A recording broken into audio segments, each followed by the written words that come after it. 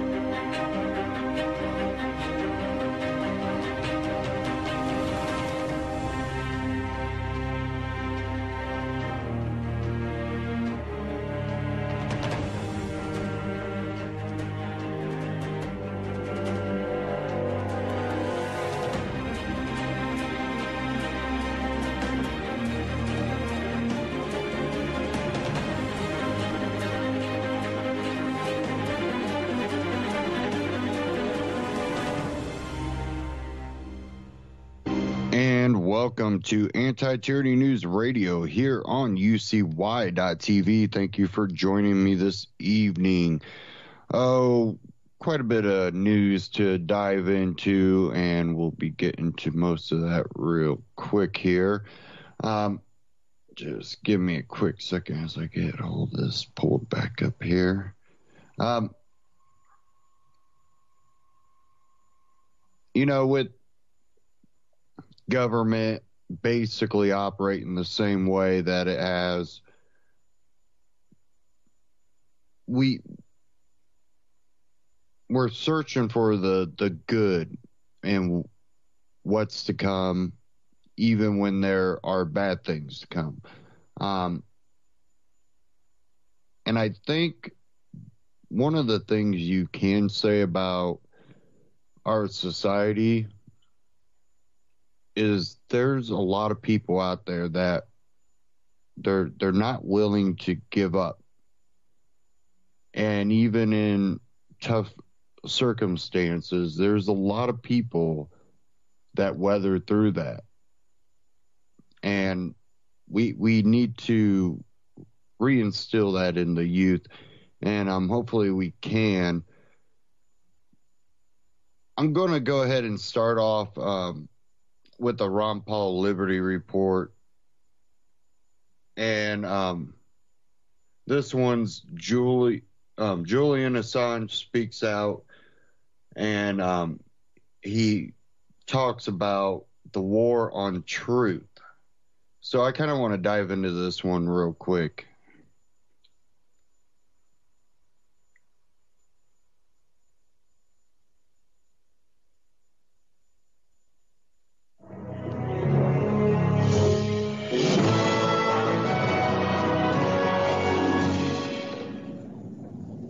Hello, everybody, and thank you for tuning in to the Liberty Report.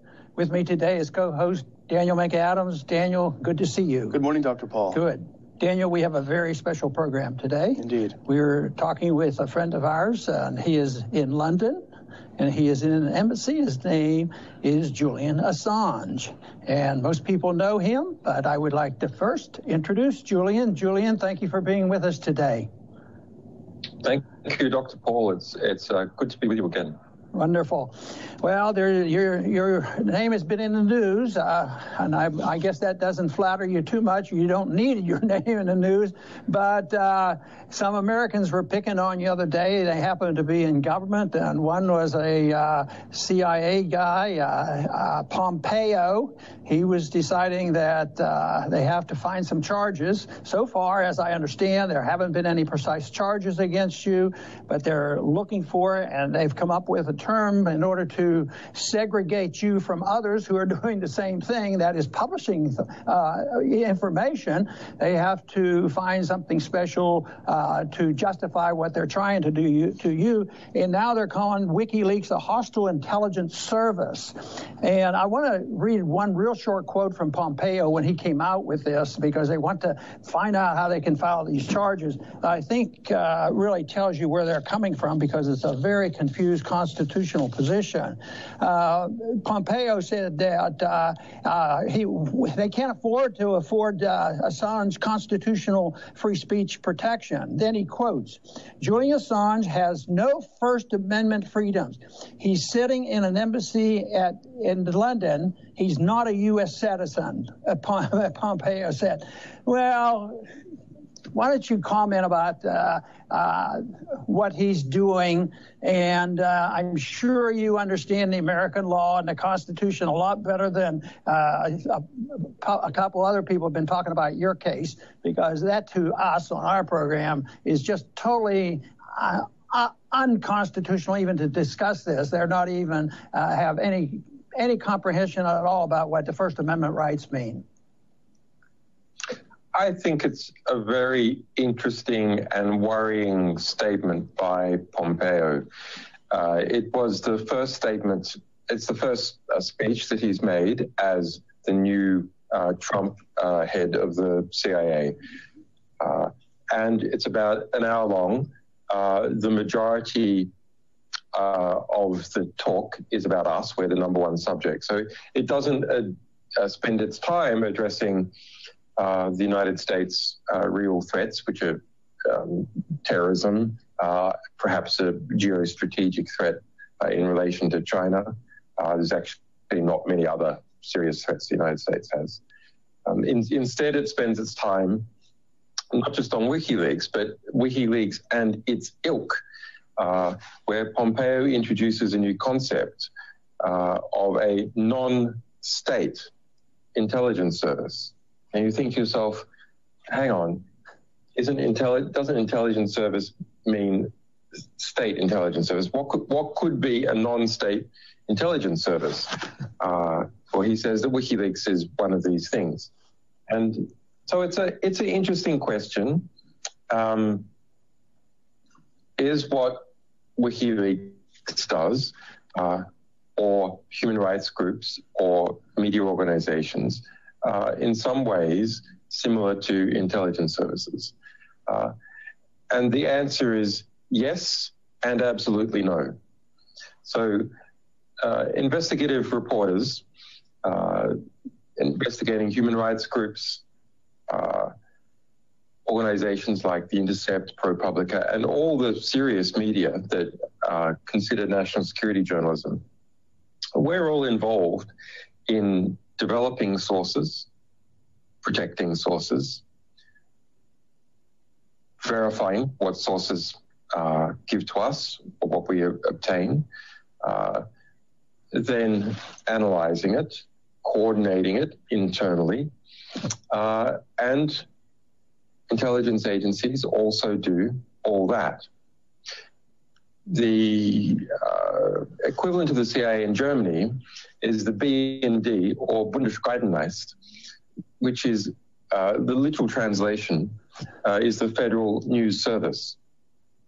Similarly, in the CIA under Obama about 6 years ago, the CIA introduced a change into how it writes its internal reports to use the same style that journalists use in writing articles, called the inverted pyramid style, where you basically put the conclusion up top and then you justify how you got to the conclusion. So there are similarities between news services and intelligence services, but it ends with what happens to the results of the research. So publishers publish, whereas state intelligence agencies keep the information concealed and use it for the advantage of their organization, for their particular political connections, for militaries, for other intelligence agencies, and so on.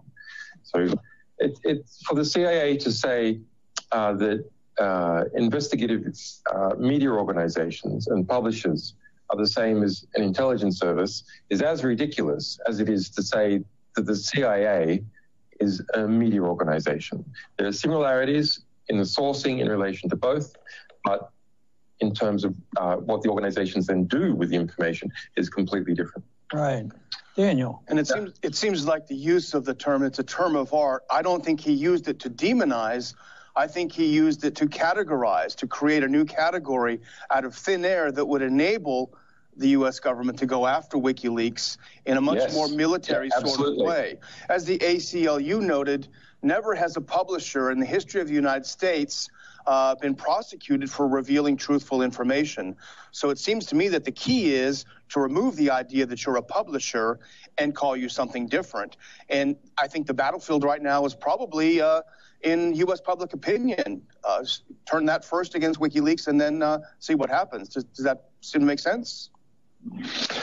Yeah, I think that Pompeo's speech came about partly as a response to a op-ed I wrote for the Washington Post, speaking, why WikiLeaks does its work and so on. It might have been coming anyway. He was in London the day before, and on the Wednesday, he then returned to the United States. He gave this speech late on a Thursday evening before Easter Friday. So it was actually quite hard to respond to in the media. And from that kind of media analysis point of view was well timed. The CIA has been deeply humiliated as a result of our ongoing Goldstone publications. So this is a preemptive move by the CIA to try and discredit our publications and create a new category for WikiLeaks and other national security reporters to strip them of First Amendment protections by defining the organization as something that fits into existing interpretations. So you can surveil and engage in certain actions on hostile intelligence services. And that's throughout different pieces of U.S. regulation that you don't need search warrants and so on authorized by a judge if what you're intercepting or surveilling is connected to an organization that is an intelligence service that is influencing someone. So to create this new category of non-state intelligence service, it can then be very easily applied to any media organization. Non-state, of course, means commercial organization or non-profit organization. So I think it's a long-term strategy. It's taking two bites at the apple. One is to create the definition of a non-state, to redefine media as non-state intelligence services.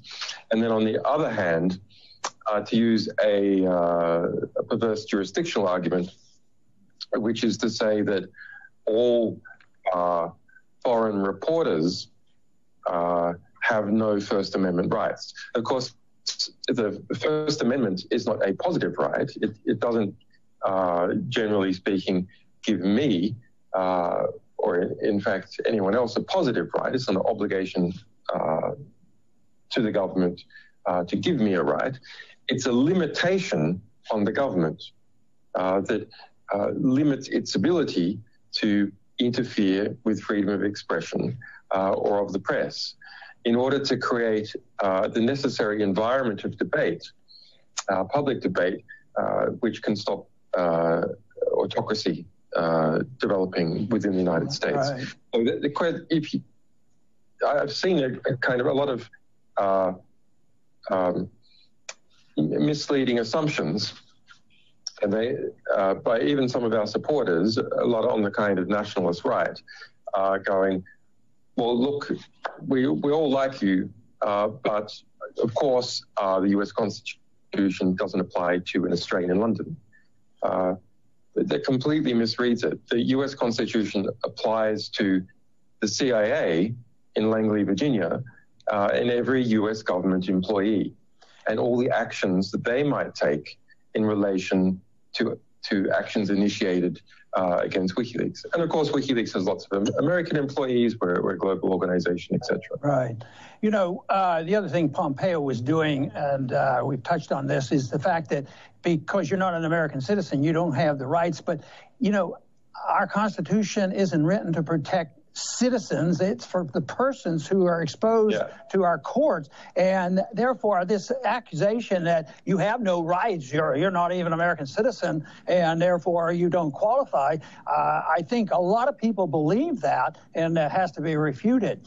But the other charge that they've been throwing out, and I'm sure you've answered to this already, but I think is important because I don't know whether it's just propaganda on their part or they think they can get somewhere, that you're different than the Washington Post and the New York Times. You're not a publisher because you were a participant in obtaining this information, and they've thrown that out there.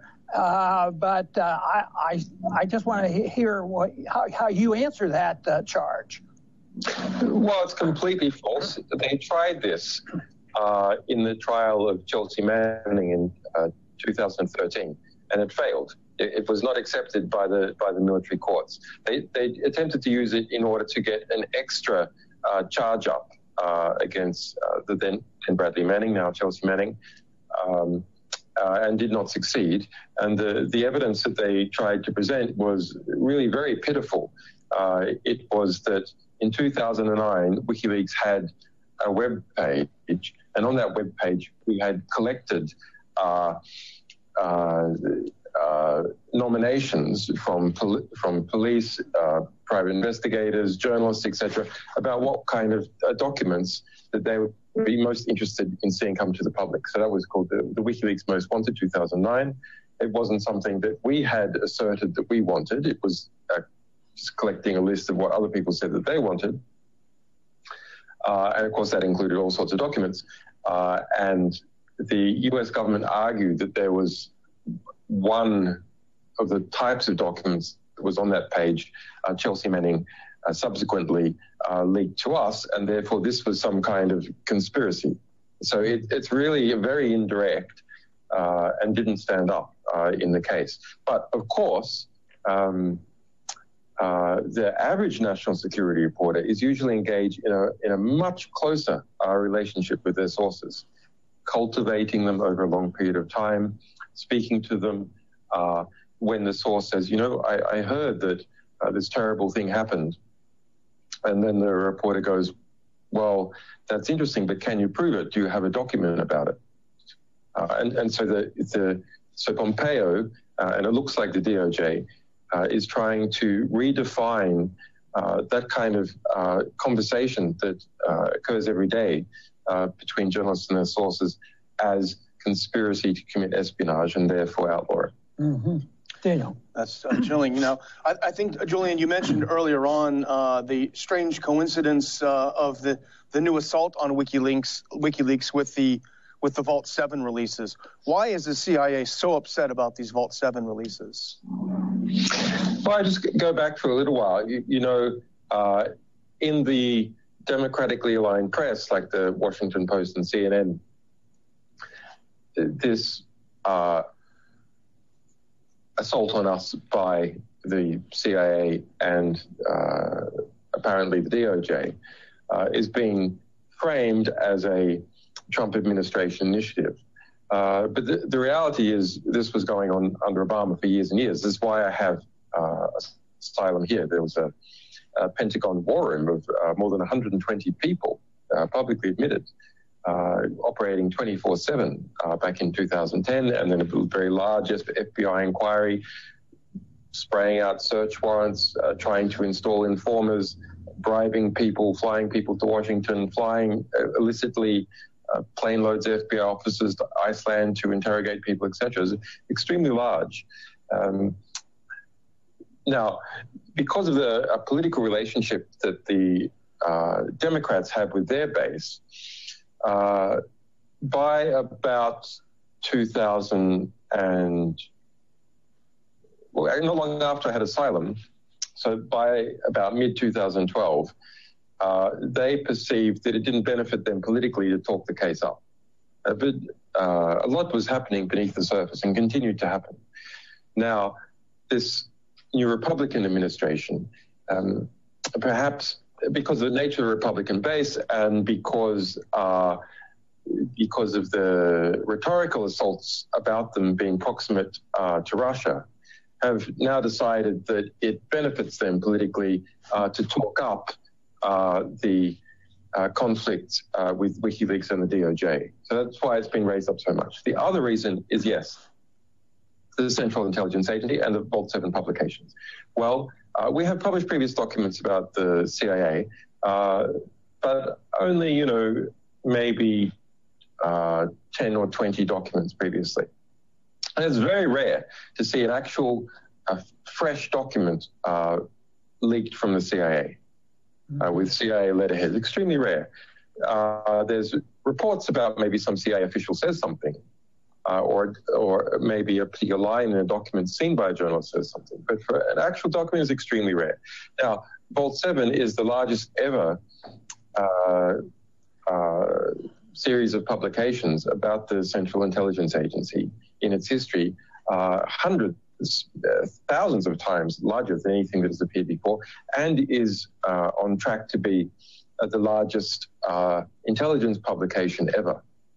Yeah, so that is, of course, deeply humiliating to the Central Intelligence Agency and its relationships to other intelligence agencies like MI6, and in its relationship, say, with the National Security Agency and with the FBI. So it needs a way to get away from that humiliation. And of course, the public and tech companies also don't like it very much because we've revealed that the Central Intelligence Agency created an enormous hacker force, produced hundreds of viruses, which it then went around and hacking and installing in people, developing methods even to install these into cars, into telephones, and so on, and probably lost control of close to the whole lot of them, thereby and covered it up. So lost control last year of all of this. It's flowing around some intelligence contractors at the very least, and they covered it up, and they didn't tell Apple or Microsoft or other affected members of industry about it. And the public, of course, wasn't told. It'd be quite interesting if it was also concealed from President Obama. Anyway, so they have quite a lot to be concerned about in terms of possible prosecution of CIA officers, defunding of certain parts, general lowering of prestige. And the CIA is a very incompetent organization. I mean, this is the organization, let's look at it. The CIA is the organization that gave us Iraq, Al-Qaeda, the destruction of democracy in Iran, Pinochet, the destruction of Libya, the effective rise of ISIS, and the Syrian civil war. So this is an organization that goes around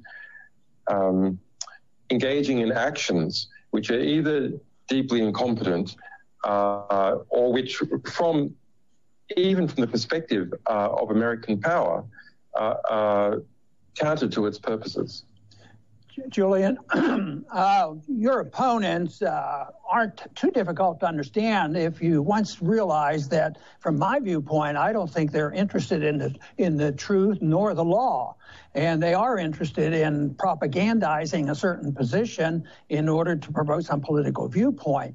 But, just recently you had an interview with Hannity on Fox, which I found pretty fascinating. I don't know what your opinion is of that, but I thought it was positive, and it's interesting that Fox had this on their program. How did you see this? Did you see this as an advantage to you to at least get your side out in an audience that might be back and forth on the issue? Yeah, just like publishing op-eds in the Washington Post is now possible because the Washington Post is lined against the Trump administration, and now we have a conflict in relation to Trump CIA. So when that channel opens up, yes, we do it because we reach an audience that we wouldn't necessarily normally reach. Same with Fox, that certain channels opened up there because of conflicts between the Trump administration and the FBI, Trump administration, the CIA. It looks like CIA essentially won now. So that was important. And I people like Hannity and Sarah Palin have been accused of being hypocrites because they made some negative comments about WikiLeaks before. We published Sarah Palin's emails in 2008. So you could understand why she might have been a bit annoyed. But she said I should be hunted down like the Taliban back in 2010. And a few months ago, she apologized. And is she a hypocrite, or did she learn something and do the right thing? Maybe she's both, I don't know, but I see that as it's something that's positive, regardless of what someone's previous position was. If they have now come to a better position, they should be applauded for coming to that better position. Oh, well, when they come our way, they're learning something. Dan, you have another question? Exactly. We're gonna finish up here in a few minutes, but Daniel has another question. Yeah, I'm constantly fascinated by the relationship between WikiLeaks and the mainstream media in the U.S. And you mentioned the Washington Post. And of course, they've accused WikiLeaks of being, its core mission is not transparency, but undermining U.S. national security, yet they gladly publish your documents. But I think the thing that we haven't addressed yet that I think is very important, and I'm sure you're aware of this, it's the ongoing demonization of Russia in the United States.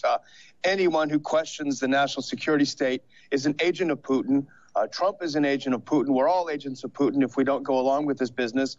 But the Washington Post, especially its editorial page, which, as you know, has a very neoconservative bent under Fred Hyatt, it talks about WikiLeaks has close ties with Russia's intelligence services. This was proven by the intelligence community's report about the DNC hack. Of course, we know about the DNC hack. That the forensic investigation was done by an organization called CrowdStrike. The Washington Post wrote about that quite a bit. But strangely enough, when CrowdStrike was very discredited a couple of weeks ago, the Washington Post neglected to mention that part. So maybe if you could address these charges that WikiLeaks is colluding with Russian intelligence services. Yeah, it's very mischievous to see that in certain media. It, of course, is false. But there's no allegation, no official allegation from the U.S. government that there is any evidence of WikiLeaks colluding with Russia, or even that WikiLeaks is colluding with Russia, but they can't find the evidence. That just simply doesn't exist. And in fact, it has been stated multiple times. Barack Obama, in his last speech, said that there's no evidence of WikiLeaks colluding with Russia. James Comey, within the last month, has stated that if the Russians did anything, they didn't do anything directly with WikiLeaks, unlike DC Leaks and Guccifer 2.0. And James Comey, James Clapper, the Director of National Intelligence under Obama, stated just before the transition that the U.S. intelligence community had no insight into how WikiLeaks obtained its publications, when it obtained them, or the sequencing or timing as to how we did our publications. So there you have it, directly from Barack Obama and the head of the FBI and the head of national intelligence, that there's no collusion that they can discern between WikiLeaks and the Russian state. So when you see reportage in the media suggesting otherwise, this is something that is even going beyond what U.S. intelligence is saying. I don't think U.S. intelligence is particularly credible. We all know that they're not particularly credible, and they definitely have an angle that they want to push for their own political and institutional reasons. But they're not saying that WikiLeaks colluded with Russia in any way. Mm-hmm. Julian, we're going to have to go, but I want to thank you very much for being with us today. But can you give our viewers any information where they can get more information, follow what you're doing? Is there a website, or if they want to help out, do you have a suggestion for what they can do for you? Yeah, thanks for that. They can follow our Twitter account at WikiLeaks. It's twitter.com/WikiLeaks. And then they can also look at Justice for Assange, that's with the numeral 4, justiceforassange.com, which is about my own personal situation. And my Twitter account is Julian Assange. Oh, very good. And once again, I want to thank you very much for being with us, and we'll stay in touch, and we wish you well. Thanks, Dr. Paul. Keep up the fight. Thanks. Very good. And I want to thank our viewing audience today for joining us today for this very special program. Please come back soon to the Liberty Report.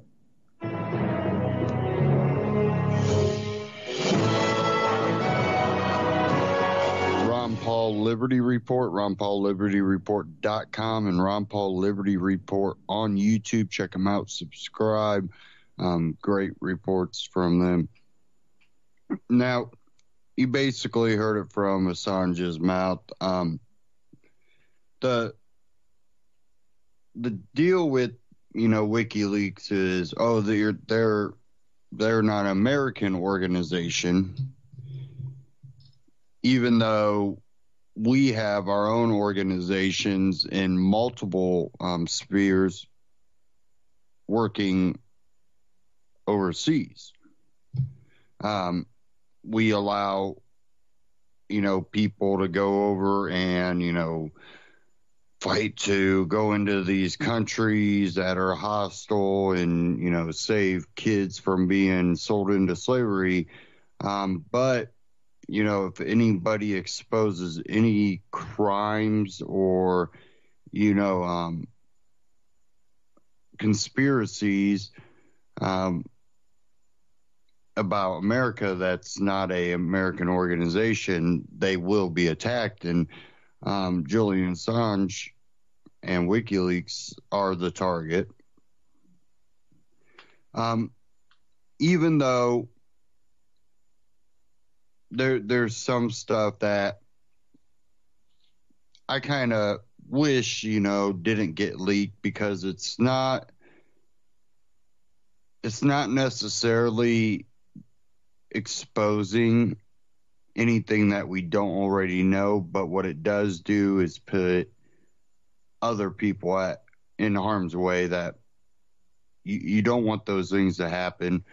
But the thing is, they're not leaking this information; they're publishing leaked information.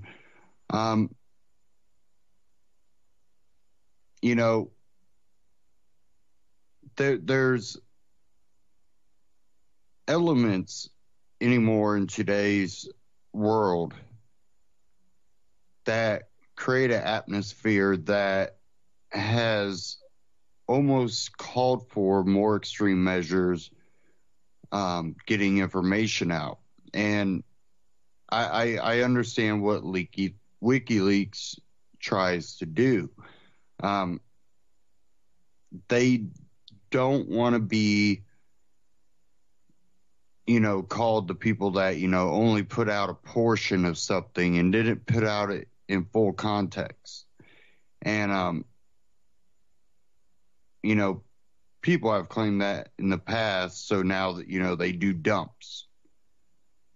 And people criticize that. But then those tend to also be the same people that try to criticize it when, they didn't just completely dump things.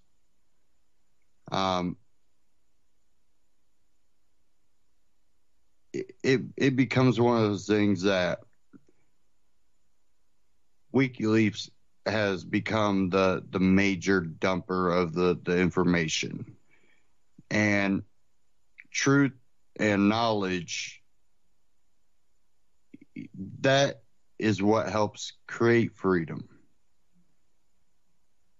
But we also have to have a moral direction and a proper education, which I think is kind of lacking. But hopefully this, we don't have WikiLeaks pander to any government, that they don't pander to authoritarians at all. It doesn't matter if it's Republicans, Democrats, many have claimed that WikiLeaks is softer on, Russia or China or North Korea. And I agree to a point, but there's also a element of WikiLeaks that kind of grew out of, what countries are running around the world the most. What countries are going where they're not invited, that they might not be needed or wanted. And that seems to be a common thread with WikiLeaks. So they tend to go after the countries that are going around saying we're going to spread freedom by bombing countries and overthrowing, their rulers, whether elected or not. At the same time, they're harming the freedoms of their own citizens. And that's why I think WikiLeaks has really focused a lot on the West. It's not out of, not understanding, that North Korea, there's bad things and a threat there, but it's kind of common knowledge. No one looks at North Korea and goes, that's a great country. We should go live there.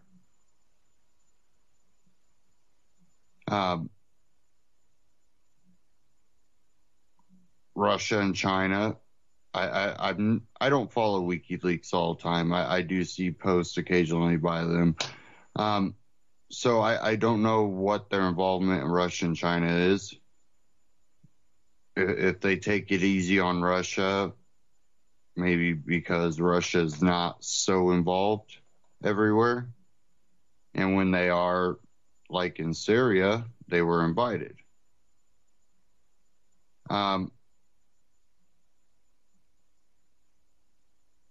Some people claim it's because Snowden. I really don't know. And really the focus that we do need here domestically is the information that relates to our freedoms.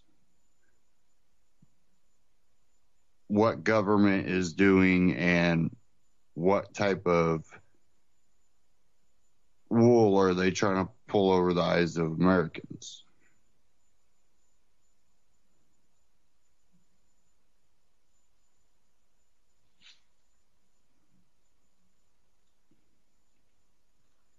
Give me a second here.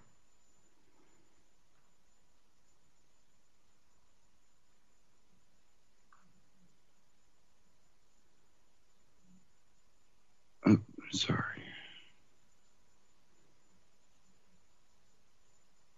Hopefully that didn't blare in your ear. I don't know. Oh, ad popped up.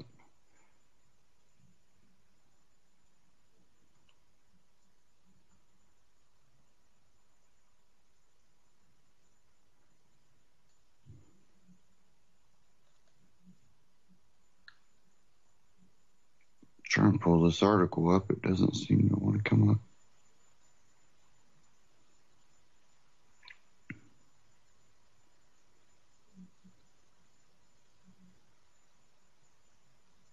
Okay.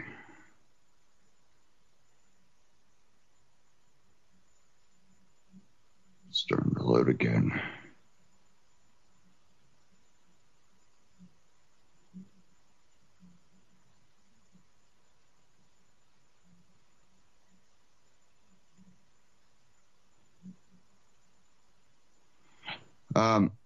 This one out of the Washington Post. Julian Assange, the CIA director, is waging war on truth tellers like WikiLeaks. And this was by Julian Assange. Mike Pompeo, in his first speech as director of the CIA, chose to declare war on free speech rather than on the United States' actual adversaries. He went after WikiLeaks, where I serve as editor, as a non-state hostile intelligence service. In Pompeo's worldview, telling the truth about the administration can be a crime.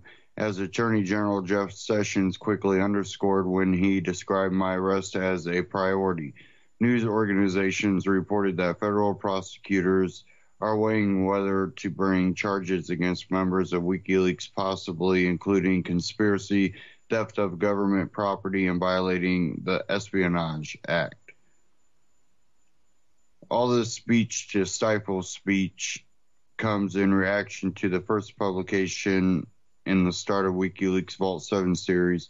Vault 7 has begun publishing evidence of remarkable CIA incompetence and other shortcomings. This includes the agency's creation at a cost of billions of taxpayer dollars of an entire arsenal of cyber versus and hacking programs over which it promptly lost control and then tried to cover up the loss. The publications also revealed the CIA's efforts to infect the public's ubiquitous consumer products and automobiles with computer viruses. When the director of CIA, an unelected public servant, publicly demonizes a publisher such as WikiLeaks as an enemy, it puts all journalists on notice. Or should Pompeo's next talking point, unsupported by fact that WikiLeaks is a non-state hostile intelligence service, is a dagger aimed at Americans' constitutional rights to receive honest information about their government. This accusation mirrors attempts throughout history by bureaucrats seeking and failing to criminalize speech that reveals their own failings. President Theodore Roosevelt understood the danger of giving in to those foolish and traitorous persons who endeavor to make it a crime to tell the truth about the administration when the administration is guilty of incompetence or other shortcomings. Such endeavor is itself a crime against the nation, Roosevelt wrote. President Trump and his officials should heed that advice. Words matter, and I assume that Pompeo meant his when he said Julian Assange has no First Amendment freedoms. He's sitting in an embassy in London. He's not a U.S. citizen. As a legal matter, this statement is simply false. It underscores how dangerous it is for an unelected official whose agency's work is rooted in lying and misdirection to be the sole arbiter of the truth and the interpreter of the Constitution. Pompeo demonstrated a remarkable lack of irony when he suggested that WikiLeaks focus instead on the autocratic regimes in the world that actually suppress free speech and dissent, even as he called for a crackdown of such speech. In fact, Pompeo finds himself in the unsavory company of Recep Tayyip Erdogan of Turkey, 257,934 documents published by WikiLeaks, Bashar al-Assad of Syria, 2.3 million documents, and the dictatorship in Saudi Arabia, 122,609 documents, to name just a few who have tried and failed to censor WikiLeaks. Pompeo was once a WikiLeaks fan. On July 24th, then partisan politician Pompeo gloatingly tweeted, "Need further proof that the fix was in from President Obama on down. Busted 19,252 emails from DNC leaked by WikiLeaks." Pompeo liked WikiLeaks when he perceived it was publishing material revealing the shortcomings of his political rivals. It was only when our publication touched Pompeo's rice bowl that WikiLeaks became his target. Pompeo subsequently deleted the tweet, but he is learning that in the digital age, the truth is hard to hide. You don't get to love the truth one day and seek its suppression and its incarnation or incarceration of its publisher the next. As a candidate, Trump tweeted, very little pickup by dishonest media of incredible information provided by WikiLeaks. The president mentioned WikiLeaks 164 times during the last month of the election and gushed, I love WikiLeaks. All democratic governments are managed by imperfect human beings, and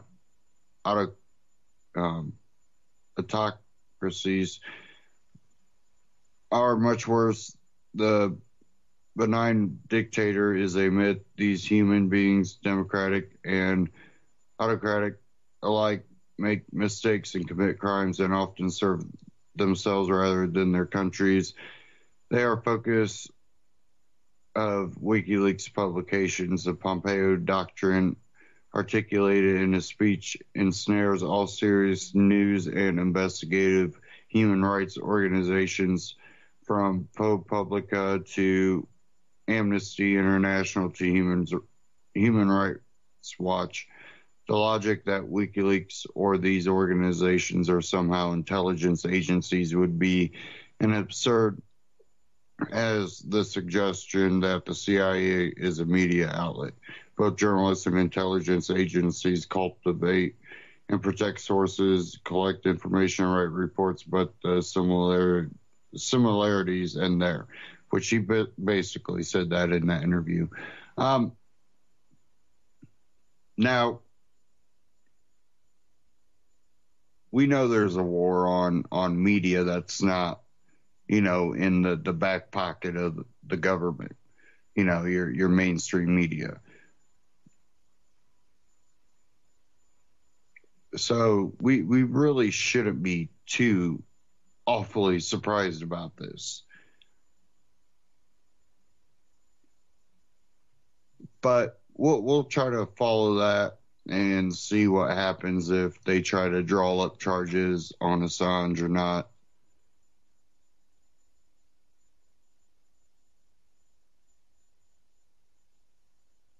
Now, I kind of want to move on to something, that we've seen coming out of the left lately when it comes to the activism. And we've seen this with other groups before, the election and all this. But it's not stopped. There were Tea Party movements and stuff when Obama got elected. But it didn't spill out into violence and stuff definitely after the election was over. You kind of, unless they're, rounding people up and just locking them up, above, what they do normally already, you don't tend to go out and riot. And what they're rioting for, anti-fascism, as they're waving communist flags, is kind of, banging your head up against the wall. You're choosing one authoritarian government over the other, thinking you're going to get a better result. No, they're both authoritarian. That's the problem. You're not going to get better results out of one authoritarian government over the other. We're in a way already there, and what you're protesting against is exactly what you're also calling for. You're just mad that it's not going your way, but it'll never go your way. That's what you don't get about authoritarian governments. Call for more government control of things and you'll get it. But it won't be a benefit to you. Of course, a lot of media personalities that have been in Hollywood and stuff for ages are so disconnected from that because they've been able to profit off of selling it. And they see nothing but good because they're surrounded basically by a facade made for them, Plus, they have the money to do what they need to do. I went and visited a bad area or, a bad country, and going back to your comfortable lifestyle kind of construes how you see things. You promote what you're getting, but you're promoting more of it, saying what you're getting is bad. Oxymoron.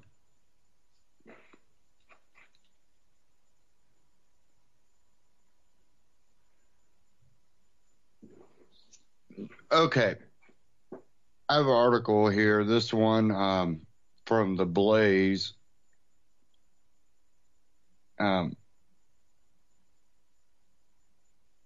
not sure how we're pronouncing. I heard it pronounced multiple ways. Antifa, which stands for anti-fascist, wants combat training and firearms after losing the battle for Berkeley.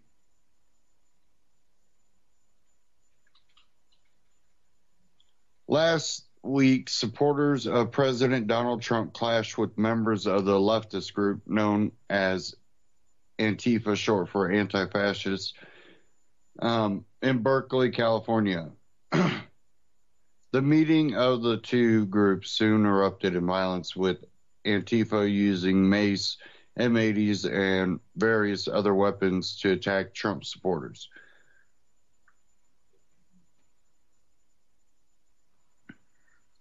According to Rebel Media's Lauren Southern, Trump supporters were told by police not to bring any weapons as police would protect them. Upon Antifa's arrival, the police retreated, leaving the Trump supporters to utilize whatever weapons they could get their hands on. Regardless, the Trump supporters routed Antifa after one of their members threw a smoke bomb, not realizing the wind was blowing in Antifa's direction.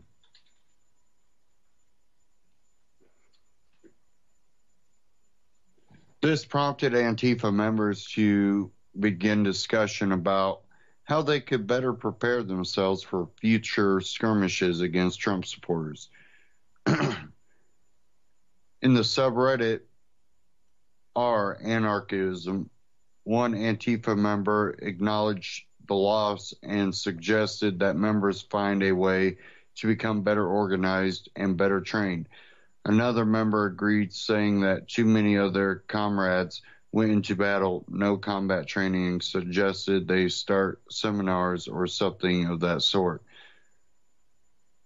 The conversation continued with suggestions for better equipment, such as helmets and padding over the typical hoodie and face mask being worn. Another person on this anarchism thread suggested they rally behind a leader who can organize and direct actions. The conversation soon turned to weapons, however, and one member in particular suggested bringing firearms. Not getting disarmed is a big part of the problem, yes, but we need more than flags and bats.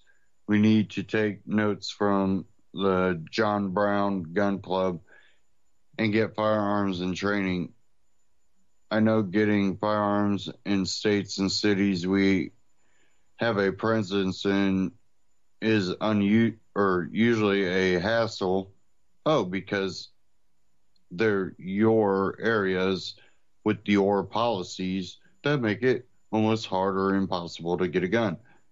Hey, but even handguns would help. I would certainly put a psychological element in while holding flashback. Who do you think a fascist is more afraid of? People with only flags and bats, or people with flags, bats, and guns?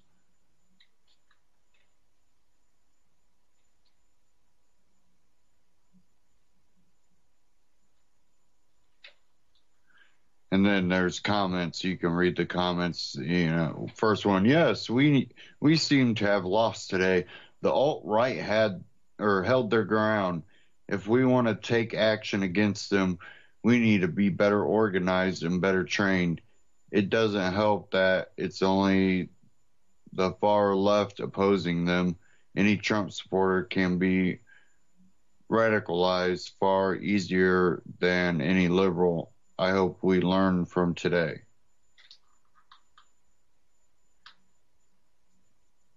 Antifa is known for their willingness to use violence and intimidation to silence political and ideological opponents. An Antifa chapter in Clemson University, known as Upstate Antifa, have made an effort to justify the violence and destruction committed against what they loosely base as Nazis and fascists. Recently, Antifa members inadvertently turned on one of their own after his mask was forcibly removed, spraying him with pepper spray and hitting him with a skateboard as they retreated from pro-Trump marchers. Another instance of violence occurred while Trump supporters and Antifa were engaging in trash talk. One of Antifa's members used a bike lock to strike a Trump supporter in the head without warning, causing him to bleed a good deal from his scalp. And that was from theblaze.com.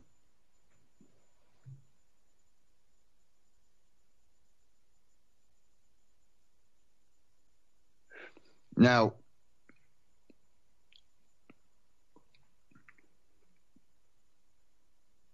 you've seen the rhetoric that came out of the mainstream media when it came to the Tea Partiers. They're racist, they're this or that. We've seen what's come out of, the Trump supporters are violent with the activists interrupting the Trump event. But when they are now showing up to conservative events, they're becoming violent.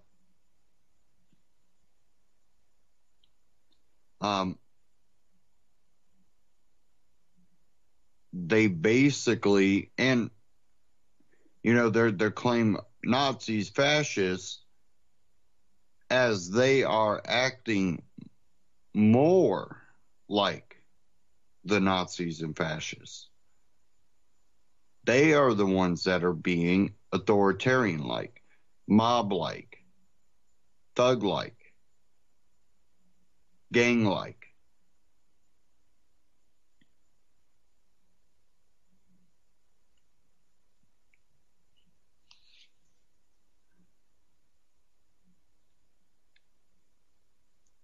There's one thing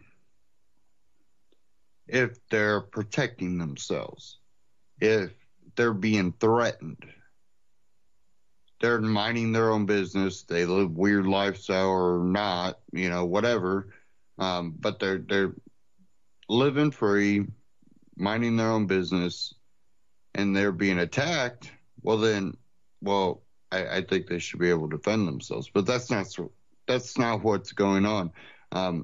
They're attacking free speech. And that should alarm people. That should alarm people a lot.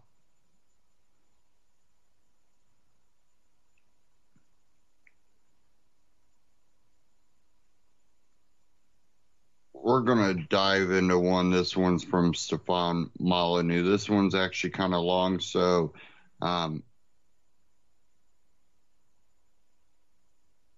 we'll get into it afterwards once I get to it. Sorry.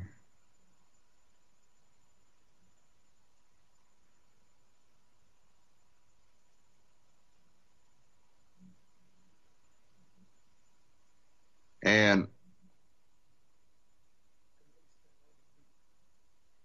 this one's with Jack Posobiec. and Stefan Molyneux interview, and they discuss the Antifa violence. And I found this one to be a pretty interesting interview and discussion. So I might pause it partial way through and discuss a little bit of what they've talked about, and then allow it to play through. But we'll go ahead and dive into this one. Everybody, Stefan Molyneux from Free Domain Radio here with Jack Posobiec. Now, you may have seen Jack Posobiec being on the receiving end of a fairly poorly aimed knuckle sandwich from somebody, an Antifa fellow recently. We'll link to that video below. So we're going to start, though, just getting a little backstory for those of you who don't know Jack. You don't know Jack about Jack. I wonder if you could tell us a little bit about yourself. Of course, for those who don't know, he is a journalist and the Washington bureau chief for the Rebel Media, twitter.com/Jack, POSOBIEC, Jack Posobiec, and the website is therebel.media. We'll link to those below. Jack, welcome to the show. I wonder how you might go about introducing yourself to this audience.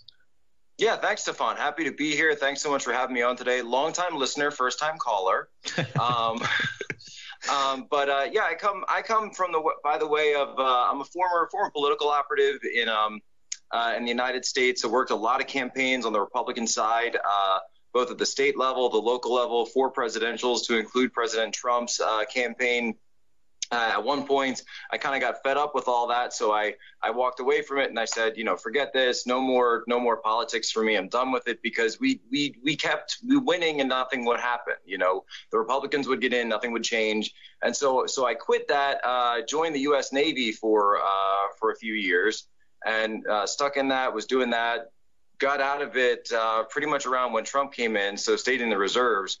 But when Trump came around, and I said, there might actually be a chance that we can do something here. And I felt compelled enough to want to throw myself into that. So that's what I did for about the second half of 2016. And then my exploits seem to have opened new doors for me back in the media field. So here I find myself working in D.C.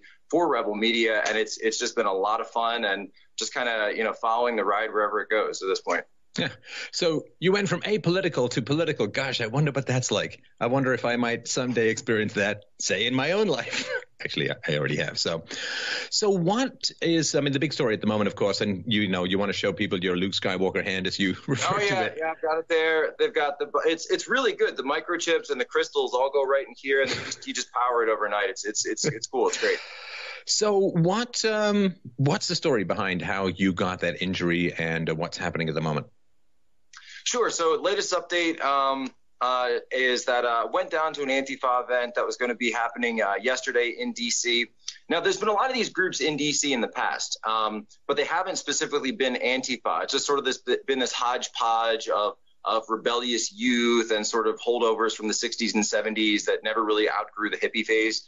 And they were causing a lot of violence around the deplorable, around Trump's inauguration, and just random acts of violence throughout the area. So today, or I guess yesterday, was supposed to be their big coming out and saying, we are now Antifa DC.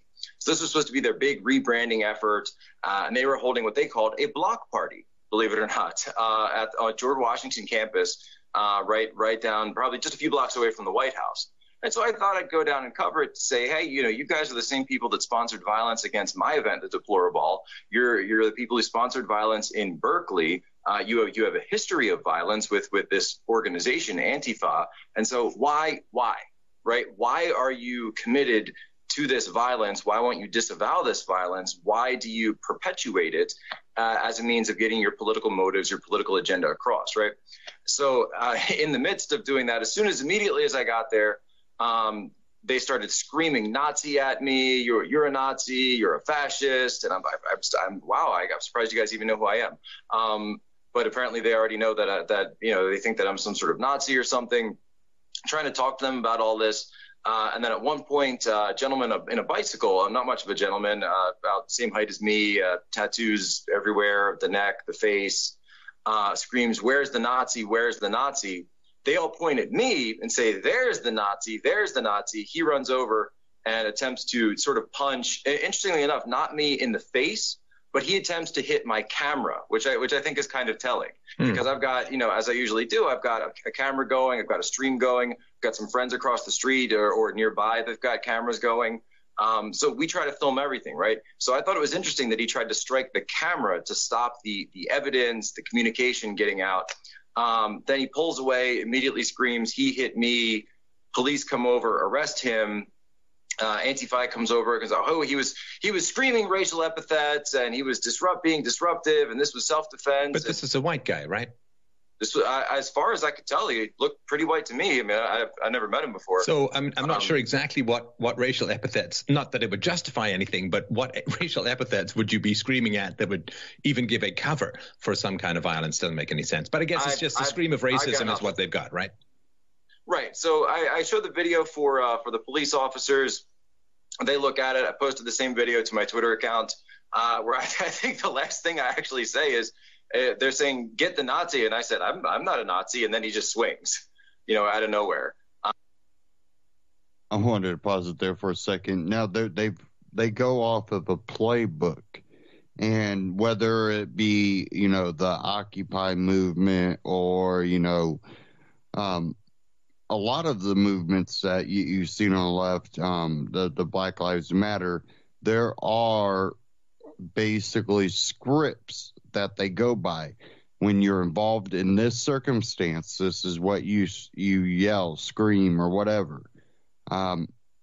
It's a common characteristic that you find from the hard left activists. And they use this to try to turn you into the bad guy. So no matter what they're saying, they're coming from a good place.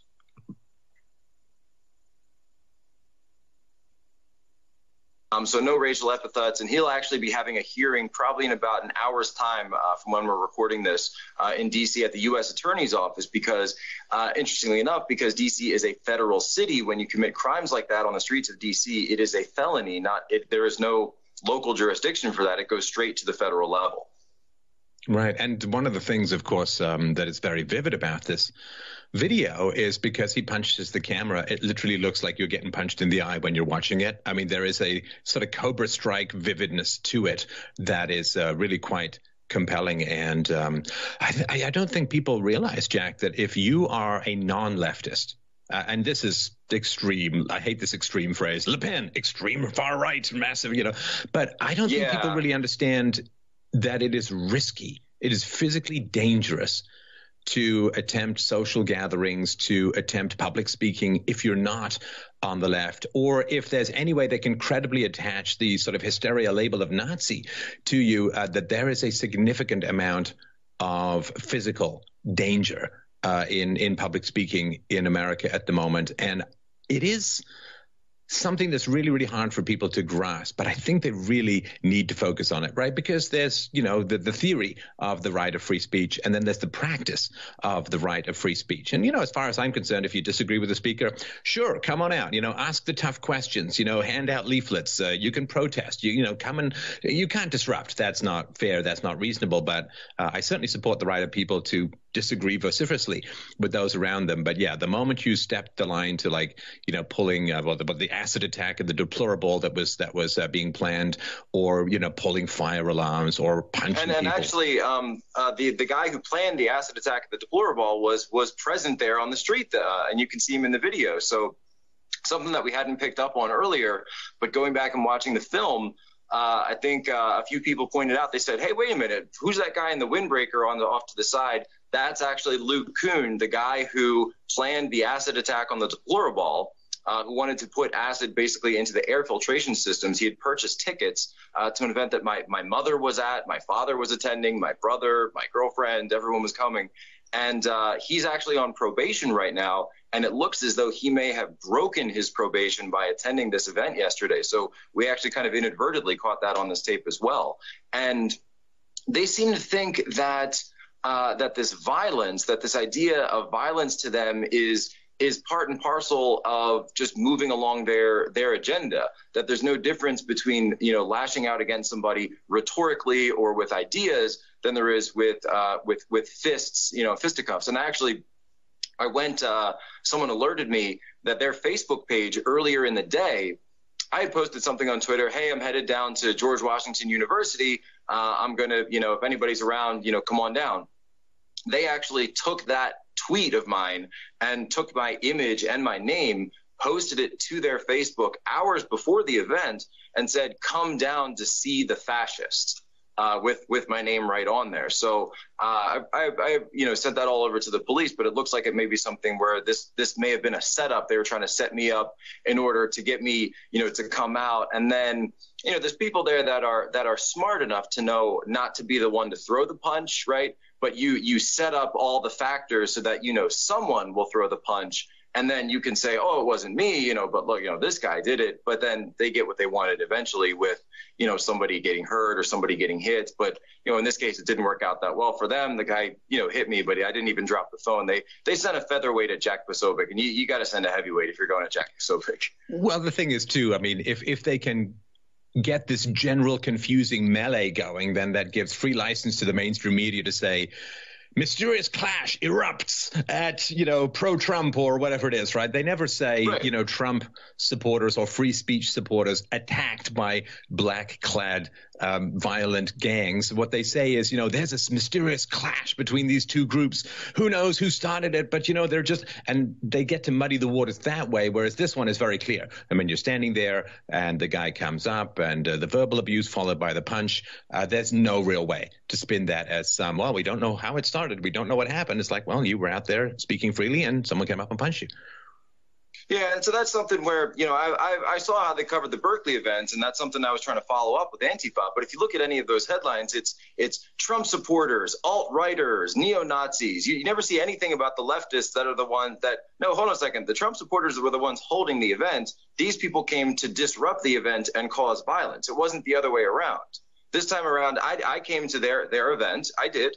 Admittedly, and I didn't bring violence. I didn't bring, bike locks like we saw with the professor out at Berkeley. What I did bring, Stefan, I brought a 12-pack of Pepsi, and I tried to hand Pepsi to them. I said I thought it would be a peace offering because I believe everything that advertising tells me, and advertising tells me that Pepsi is the drink of choice of the resistance. And Kendall Jenner, are the one true Kendall Jenner, the purveyor of truth, told me that if I did that, everything would be okay. And I guess Pepsi lied to me. Well, yeah, I didn't realize that Princess Leia's last name was Kardashian. That's unusual. It's a bit of Star Wars trivia. Well, it was before trivia. She was adopted by that. That's what it was. Right.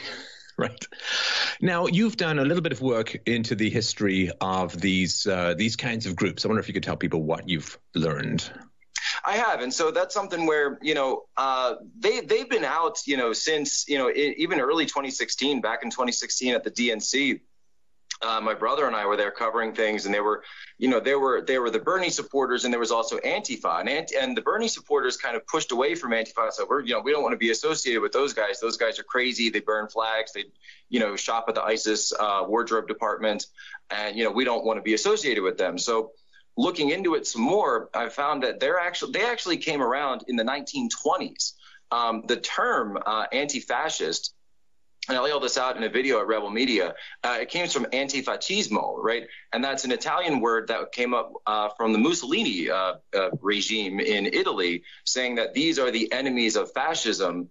What they were, though, was these international sort of combat units that were founded by Leon Trotsky, of all people, as a way of going in and subverting and undermining political systems in countries for communism to then come in on the backs of the violence. So the USSR, the Communist Party at the time, was funding these groups, Antifa, in Germany, in Italy, in other places around Europe, to make it look like they were destabilizing the system. And so to create this idea that the legitimate government, whatever government was in power at the time, should then be overthrown. I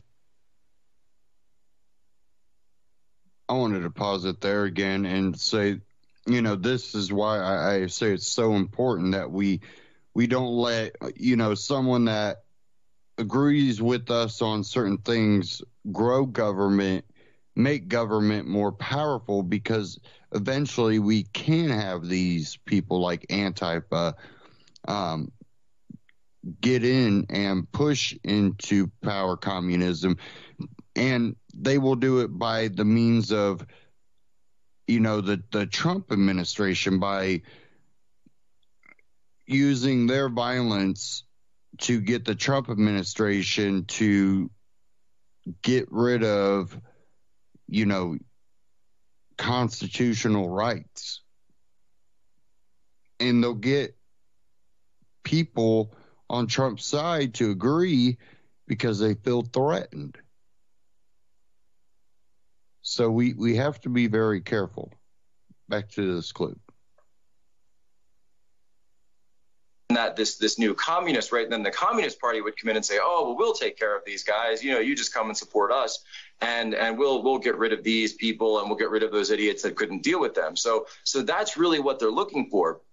And the people that are, involved with Antifa today, they don't even realize this. I went up and asked them some of this stuff, and I said, do you guys realize that you're being played by people like George Soros, by people like Trotsky that have been doing this in the past? They want you to be committing violence. They want you to be the useful idiots so that then they can turn around and say, oh, look, Trump couldn't take care of this, or the government couldn't take care of that. We've got to be able to come in and push more laws, more legislation, or different political parties in this case. In essentially the kind of hoax that's been going on for almost a century now. Well, and I literally thought at the beginning, before I realized what Antifa was, sort of anti-fascist, I thought it was anti-FA, anti-First Amendment. I just made that complete mistake, although that could arguably be a more accurate description of their modus operandi. I think it's about the same thing. And there's that quote that fascism will come in the form of anti-fascism. Well, of course, Nazis are, I guess we'll go back to the Blues Brothers movie when I was a kid, I hate Illinois Nazis. Nazis, of course, in video games, it's the one group, of course, that is outside any kind of discourse. Now, obviously, National Socialism, no sane person has a particularly positive view of that kind of movement, but this, of course, is they would pick on the least popular people and try and arouse popular sentiment against those least popular people. But, of course, the whole point of having things like the First Amendment, freedom of association, freedom of assembly, freedom of speech, the whole point of that is, of course, nobody cares about I like my cat speeches. I mean, the whole point is the challenging speeches, the speeches that really offend your sensibilities. That's exactly what it's for. And this idea that we can just paint an entire group as so demonic that we can just unleash all of the demons of violence against them. That's how these principles get broken. And we have to defend, even if there was a genuine Nazi gathering, as long as they're not using violence, they need to have the right for free speech, because if they lose it, it's a slippery slope to everyone. Exactly. I mean, it's look, you want to have a platform, give a platform. I tell people that I'm the only journalist out there that's interviewed both Richard Spencer and Rosie O'Donnell, within the span of a week. And I'm all about that. I'm all about saying, look, you have a platform. Tell me where you're coming from. Tell me where your beliefs are. Let's hear what you have to say. If people think you're an idiot, then they're free to think you're an idiot, right? That's part of freedom too. That's part of freedom of speech, and have that out there. But when you have people now coming in and these Antifa groups are putting up memes saying like, we beat them before, and showing a picture of a Nazi being stabbed with a bayonet, and we'll beat them again, and then showing somebody in, a Make America Great Again hat with a Pepe pin being stabbed with a bayonet. Now you're demonizing the other side. Now you're turning them into, it's the same type of propaganda, hilariously enough, that Goebbels would love, this idea of demonizing your opponent, demonizing the other in the argument in ways that you can commit inhuman acts to them because, well, they are already inhuman in your eyes. Well, the hypocrisy of the left, which generally focuses, as you're right, on being inclusive and not alienating other people and trying to understand other people's point of view and so on. I mean, I've seen the left try to sympathize with ISIS and so on. Arguably somewhat worse than Trump supporters. and this idea, of course, that you can just, create this demonology and then unleash all the violence you want against that demonology. This is how this kind of violence spreads. And what happens, of course, is it does become a self-fulfilling prophecy. Because if they say, well, the right is so evil, they're going to use violence, and then you keep attacking people on the right when they gather together peacefully to discuss ideas, to exchange thoughts, then, of course, as we saw with the Battle of Berkeley, at some point people are going to say, well, I watched Revenge of the Nerds too, so to speak, and I'm tired of being pushed around, and they're going to fight back. And then it's like, aha, you see, we told you they were violent. We were right. And from a security perspective, one thing that we'd look at in my military training is you talk about de-escalating, defusing situations and defusing stuff like this. But now we're seeing there's videos out there. I haven't published on this yet, but I'm going through soon about these Antifa people, and they're holding, hey, let's have a day at the gun ranges, and let's go do weapons training, and let's go do, push for more and more. And so even if they're not actually planning on mass insurrection, now that video is out there, now that meme is out there, so now people on the other side are going to say, oh, well, if they're bringing guns, what do we need to have? We've got, a guy in a hockey mask with a piece of wood. Maybe he needs to have something further. So the escalation continues and continues. Now there's groups coming out there saying, and at the same point that you made, if you don't have security, if you don't have people that are there to protect you, if you don't have people there as a group, now I know that I've been targeted. I know that other people have been targeted. It's going to continue. So where does the escalation stop? Where does it stop? And you get both sides to say, okay, we disavow violence. And that's why in the video, there were a lot of people that said to me, they said, Jack, you're a Navy guy, you're a big guy. Why didn't you go and just, give him 1-4 and crack him down in the street and get his bike and start hitting him with it? And I said, look, man, the minute I do that, number one, that's illegal because he had already disengaged me at that point. And if I'm chasing him down the street, now that's not self-defense. Now that's me assaulting him in the street. He's disengaged. Number two, now I'm doing what they want me to do because now they can say, oh, look, here's Jack Posobiec beating a guy in the street. And they'll cut off the fact that he hit me and everything. And the media will be able to muddy the waters and say, oh, these both of these groups are violent. These are terrible, and we shouldn't listen to them. We shouldn't listen to their opinion because they use violence. And so that's why I'm firmly standing my ground and saying, look, I am not going to use violence. If it comes to the point where I need to defend myself or, someone I'm with, sure, okay, I'll use reasonable force, reasonable means necessary to defend myself. But you're never going to see anyone on our side going and saying, hey, there's an Antifa rally going on. Let's go beat them up. You're never going to hear that.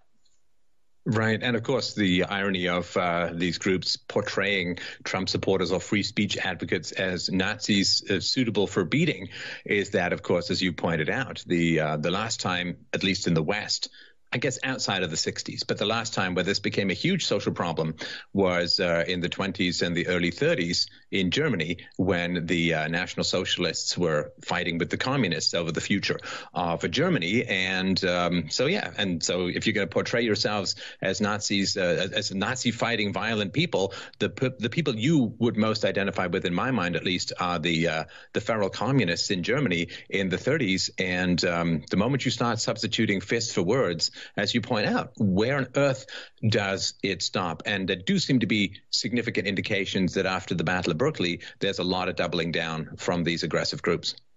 Yeah, and I really would have thought, and this was me, I didn't want to pre-bias any of my interviews at the event, but I would have very much thought from a branding perspective or just from a moving forward perspective that as a movement, Antifa would have said, you know what? That Battle of Berkeley got way out of hand. That portrayed us in a way that does not convey our message. That's not the road we want to go down. We would rather be seen as intellectual, and we stand against Trump for, all of this litany of reasons, and here's our manifesto, and fall back on that.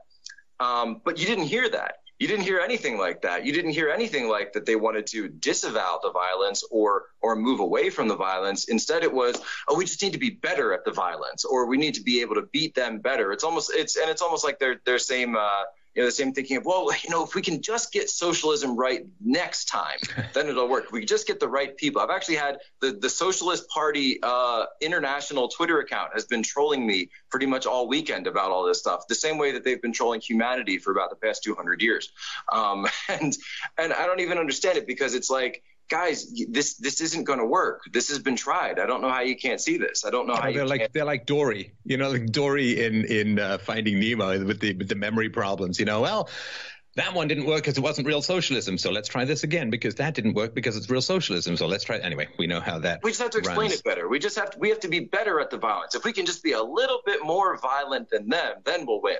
No, you see, now capitalism has developed a consumer-friendly version of the internet, and so now socialism plus internet. Every time there's a new technological development, they think that stapling that new technological development onto socialism is going to magically transform it into production, because the internet totally solves the price problem.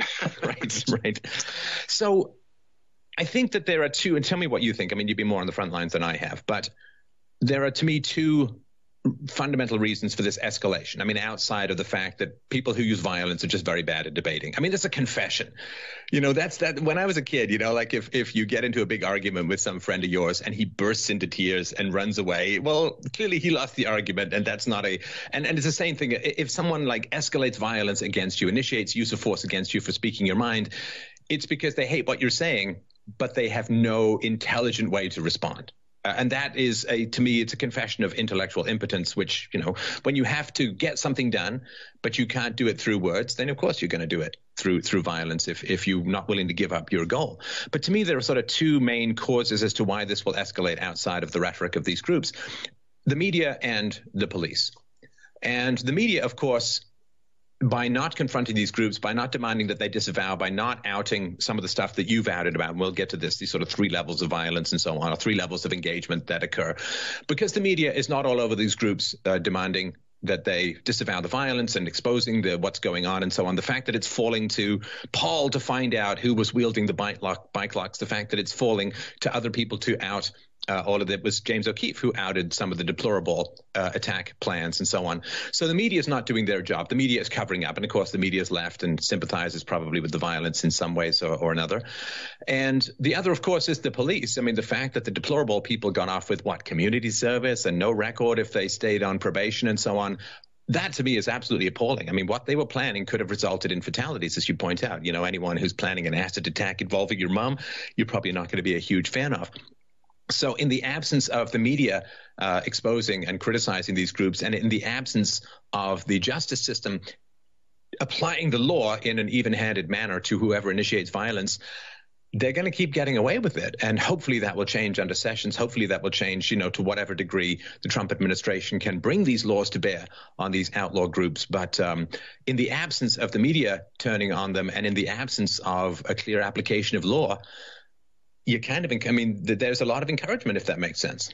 It's essentially moral hazard, right? So it's a moral hazard in the sense that we got away with it, right? We did all this that we set out to do. We pushed the envelope, right? We being Antifa, we pushed the envelope further and further and further and further, and there hasn't really been any systematic pushback against them. You haven't seen any of these groups being arrested. You haven't seen any of these groups being rounded up. There's 1 or 2 people that have been outed, that have been taken down, but has it been by the police? Has it been by the FBI? No, it's been by journalists and bloggers at 4chan, guys going on anonymous message boards doing all this work. And it's funny because, we have these, here in the States, we have all this, the NSA and the FBI and all of these massive programs, designed to protect us from these organizations that mean to do us ill will, mean to do us harm. And it seems that not sure what the billions and trillions are going to when it falls to a couple of guys on poll to go through someone's social media, find out what they look like, say, hey, this guy has these kind of shoes and this guy is there. Oh, look at that. That's him,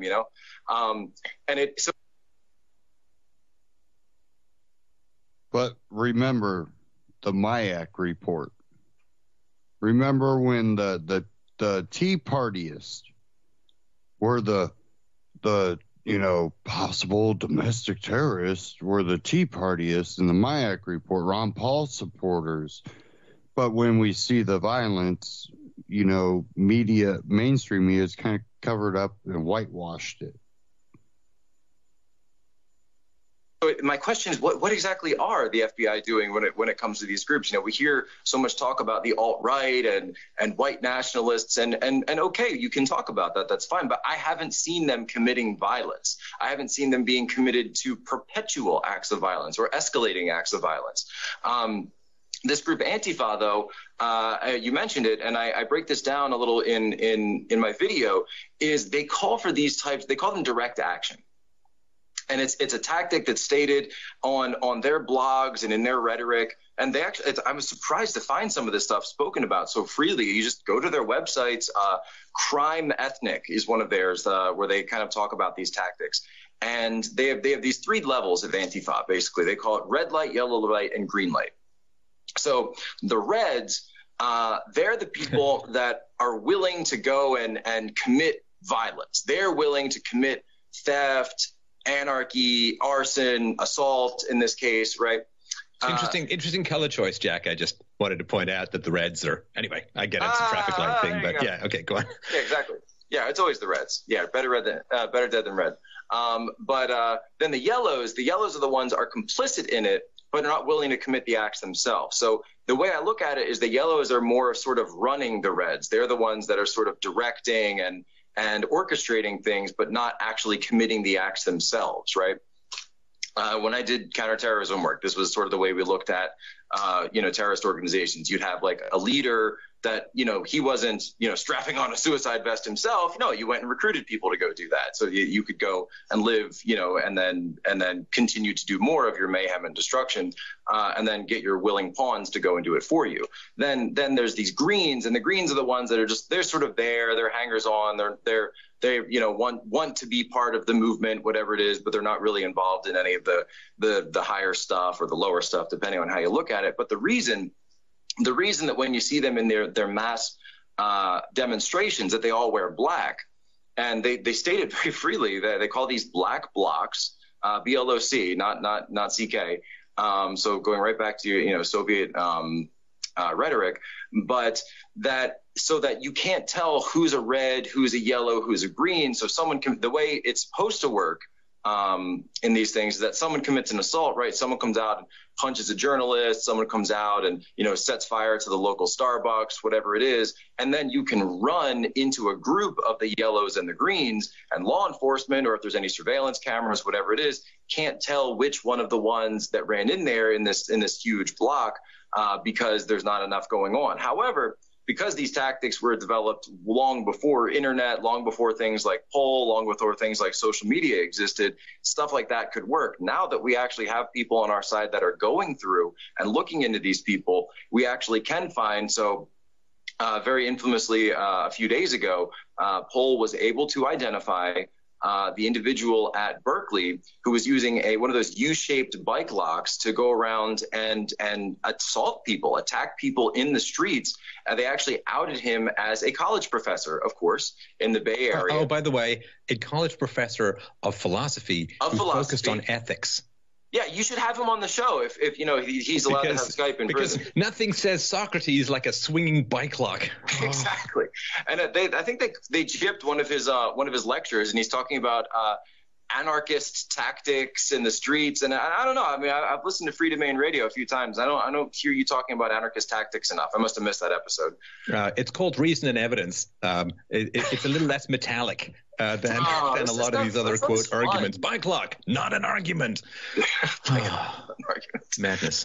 So they identified him. I just want people. Sorry to interrupt. I wanted people to remember this. Like if you've seen Lord of the Rings, there's that all-seeing eye of Sauron. Now that's of course a malevolent entity, but Paul is like the benevolent, all-seeing eye of Sauron that floats above the social landscape. They will find you. They know. They are everywhere. They are legion.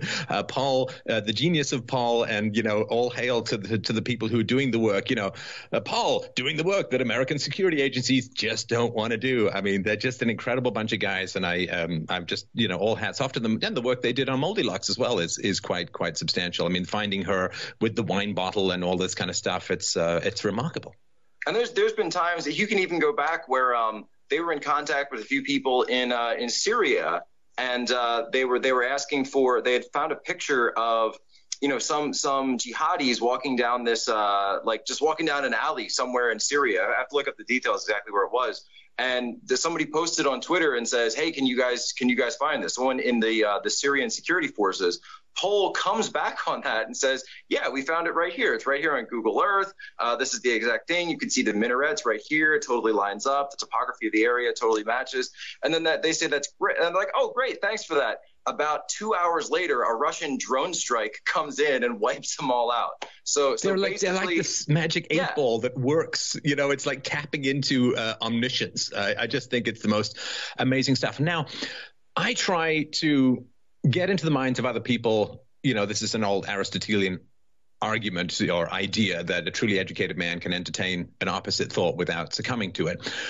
And so I do try and get myself into the minds of people who take this approach to political discourse, which is violence and all this kind of stuff. And do you think that, you know, they view themselves as the Rebel Alliance, you know, everyone else is Darth Vader, and, you know, just as Luke Skywalker could violate the non-aggression principle by sending some photon torpedo up the bowels of the Death Star, that they feel that there's such an extremity, that there's such an evil on the non-left side of things? Do you think that they like to use violence and they're just kind of cruel people or mean people? Or is it sort of this crime and punishment Dostoevskian tightrope walk where, because they genuinely believe that there's so much evil on the non-leftist side of things, that they're heroic in their own mind? I think it's a little of both, to be honest. I think there are people that genuinely do fall into that idea of thinking that we're samurai, you know, fighting for the rights of the people and against this dystopian tyrannical government of Trump. And after all, that's what the mainstream media pushed for months and months and months, that that's what Trump was. Trump was the second coming of Hitler, and you've got to stand up against him. Well, and in their minds, if they're actually buying into that, if they're believing that, then to them it's, you know, of course you've got to stand up. You've got to use violence. You've got to use everything you can to stop Hitler, to stop genocide, because he's going to do these things. But at the same time, and those I would say are, you know, using the color scheme would be more of the reds, right? They're the ones that are the true believers in what Antifa is doing. But I think that the yellows, the ones that are more running the situation, because they're smart enough to not commit violence themselves and actually deploy these people forward ahead of them, that's actually an interesting situation, because then you have to say, well, if you're so committed to this and if you're so committed to your belief in this, why aren't you right there on the front lines with all these other people committing the violence? Why are you having people do it on your behalf? Do you see yourself as a general, or is it because you know that it's kind of all just, you know, a game, that it's all being facetious? Oh, no, I know what. Sorry to interrupt. I know what they would say. They would say, listen, you don't send the genius cryptographer who's breaking the enemy codes to the front lines to take bullets, because he's worth more than a whole bunch of foot soldiers. So the intellect is what counts, and it's not everyone is about the fists, and the coordination and the planning and the intellectual and ideological understanding is. I mean, I'm sure that there would be something like that, because that's something along that, right? And so then you've got someone that's thinking themselves into delusion, which we may see. You know, that's we call it the Louise Mensch syndrome. Someone who's thought about something and focused on something so incredibly much that they've gazed into their navel so much that they fell in. And if you look at some of this stuff, and you know, it is important to read this stuff. If you accept the premises of what's being argued for, and you know, there's ways to get there. I'm not sure it's particularly just or rational, but there's, you know, sort of each way to get to the step of violence. You know, the Trump administration is going to be attacking all of these helpless dependent minorities and women. There are ways to get there in some vaguely Hegelian justified kind of way. And it really is a different world from something, I think, a little bit more objective, you know, and I think these two worlds, that America is split, and I think this is true. I mean, you could just see this in the recent French election, where all of the mainstream parties, particularly the socialist parties, completely fell away, and outsiders are coming in. We saw this with the Trump victory as well. This sort of split where people don't have different ideas. They literally live in different worlds. They literally live, like, one group lives in a world where Trump was making fun of a disabled guy, and another group lives in a world where, well, Trump makes fun of people, and that's the face and the gestures he makes whenever he makes fun of people, and, you know, he's nothing like that. One lives in a world where, you know, all these sexual assaults and all this attacks and racist things is happening, and the other one lives in a world where it's like, well, a significant proportion of these, if not the outright majority, turn out to be hoaxes and this kind of stuff. They live in a world of rape culture, and people are like, well, you know, rape is very rare and men hate it and it's been illegal for hundreds of years, and so it's not really rape. Patriarchy versus, well, no, men are, you know, dicked around a lot by the system, family court systems, and like these two different worlds. Not only do they not seem to have anything in common with each other, not even the photos, it seems like, but they're directly oppositional to each other. And that, to me, is the great colliding challenge. We got to find some place where we can meet, and the only place we can meet is in reality. You can't. Two people creating fantasies on their own can't ever get along. One very interesting moment that came out of my interactions, and I video this, I can post it later, is I went up to a girl who was dressed in the black and the masks, and I said, why are you wearing the mask today? You guys aren't doing your marching. Why? She said, well, you guys are going to dox me. You guys are going to dox me, and then you can come after me. And I said, wait a minute, well, hold on a second. Doxing is something that you do to someone's anonymous internet account. You're here on the street in reality with me standing and talking to you face to face. This is reality. This is not the internet. We're not in a separate world right here. This is the actual world where we are together communicating. I'm not on a phone. You're not on a phone. I'm talking to you. I don't need to dox you because you're standing in front of me. But she couldn't wrap her mind around that idea of that there is an objective reality versus sort of the internet virtual reality, if you want to just use that term, because that's almost what it is at this point, that exists that you can sort of plug into after the fact. And the idea that the objective reality almost it's not as important, because what matters is what your Twitter post is, or how many followers or retweets or whatever you get out of it. Well, she probably would think, well, look, they doxed this professor who was hitting people with bike locks. They found out who he was and so on. It's like, but that's because he was using a weapon. That's sort of a different matter than facing the crowd. And this funny thing, too, is that where I don't know where the law is in various places in the United States, but one place where these groups were gathering, they were simply told to remove their masks, to remove their facial coverings, and they just left. I mean, it's not that complicated to stop this escalation. I actually spoke to an officer about that, and I just kind of mentioned to him, I said, hey, does DC have laws against that? What statute? And he said, it's kind of vague. It's you can wear masks in demonstration, but not when you're protesting against someone's personal residence. Then you're not allowed to wear masks. And that totally threw me for a loop, but I've got to look that one up to see how exactly that statute came about. So where do you think this is going to head, Jack? I mean, you've got some war wounds from these conflicts. We've talked a little bit about some indications that there's going to escalate. And this is the problem for me. Sorry, I'm going to ask you a question, then go on a tiny speech. I apologize for that in advance. No, not you. If you've watched the show for a while, you know that's not entirely rare. But this is the problem, is when you take rhetoric to the extremes of like Nazi, genocidal, like when you throw your rhetoric that far out, how do you back down?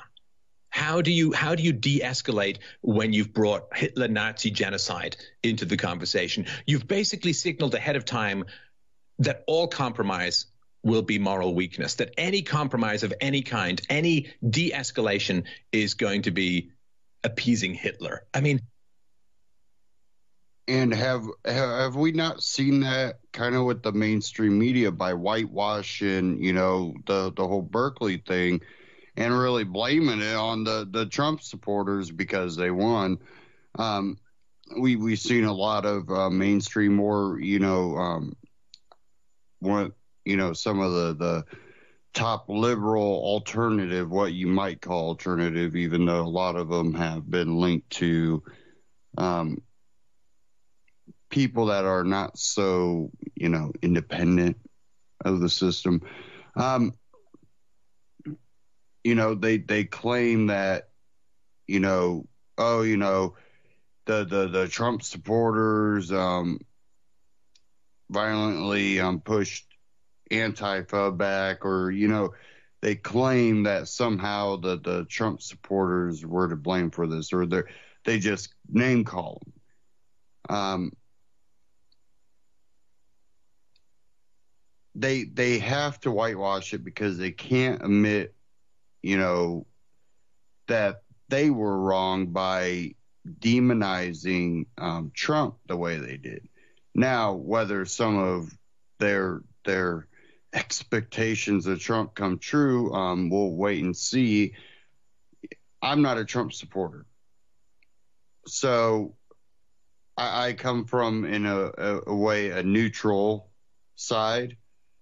But I'm a free speech supporter. I think both sides have a right to protest, but when it became violent over disagreements, it just,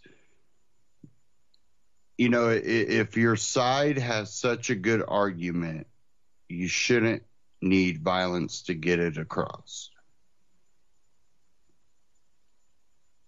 And look how quickly Ron Paul rose back in 07, 08. Look how many people from many different spectrums came to support him. And of course, the mainstream media demonized him at the same time, wanting his advice because he was so right on the housing bubble. Same with the Republican Party. They were not going to let him even get to speak on stage unless he endorsed Romney. Kicked out delegates. At the same time, had the best farewell video talking about how he's uncorruptible. Finish up this clip here. Once that rhetoric comes out, it needs to be so strongly opposed, of course, unless you found Hitler, you know, in a vat, his brain, you know, electrically controlling the armies of Venezuela. Like, okay, fine. Then you can say Hitler's brain is still alive in a fish tank in Venezuela. Oh, good. We have a show title. But once you bring that rhetoric to the fore, it seems like, how can you possibly back down once you've got Nazi Hitler genocide going? I mean, there's no possibility. And that, to me, is the big concern. The rhetoric is paving the way to this continual escalation. Well, I think there's two tactics that can be used. Number one, of course, is just the basic application of the law from getting, you know, right. Yeah, I talk about that. Like you enforce the law. Like we could actually work with immigration too, theoretically. What actually happened in this case where the assailant was arrested immediately. I did press charges. That he's going to a hearing today. That's happening. So showing them that, yes, there are consequences for these actions. This is not LARPing. This is reality. Actions have consequences, and you will be put in jail, period. Number two, mimetic warfare, when it comes down to the idea of mockery, when it comes down to these ideas of just using comedy, using humor to just sort of delegitimize them as this group that's out there doing nothing but committing violence, living in their parents' basements. I was talking about, I said kind of facetiously, but we might do it, starting a new charity called Baths for Antifa, because I don't know if you've ever smelled any of these individuals, but believe me, they're not practicing good hygiene. We can do a show on that later. But, this idea that if you're joining with these sides, they're nut jobs. They're complete nut jobs. You can use these tactics against ISIS too. I would implore the Trump administration to use more of this stuff, saying that instead of getting into this, we escalate, so you escalate, so they escalate, you bring a knife, so I bring a gun kind of thing. You take a step back from that. Down in Auburn, there was a guy who dressed up like a giant carrot, and he called himself the based carrot man. And Antifa was out and they were attacking, and he said, I don't carrot about your outrage. And he was just dancing around like a carrot. And all of the students there were laughing and cheering the dancing of the carrot man. And Antifa was completely it was a non-issue. They said, we don't pay attention to you. So while we don't meme them into reality, they've been memed into reality now. We can meme them out of reality through humor, through consciousness, and eventually people are going to say that group is stupid. They're not a legitimate group. Nobody should join them. We've got to find another tactic because they're idiots, right? It's like the KKK. There are no active, massive KKK organizations in the United States today, period. There are these tiny little pockets of, like a group of guys that goes into the woods somewhere in the far, far deep South, and CNN wants to act like that 15 guys is this massive, network. No, it doesn't exist. The segregation does not exist in the United States. We've moved so far away from that. We can continue to move far away from that. These groups can be, taken out of power because we can take power away from them by not giving them power in the first place.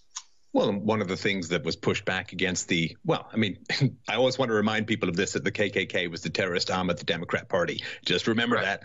But it was a Superman radio cartoons that had a lot to do with dismantling the KKK. They revealed all their secrets, made them jokes, made them goofy, and so on. Humor as a weapon of warfare is entirely unrelated.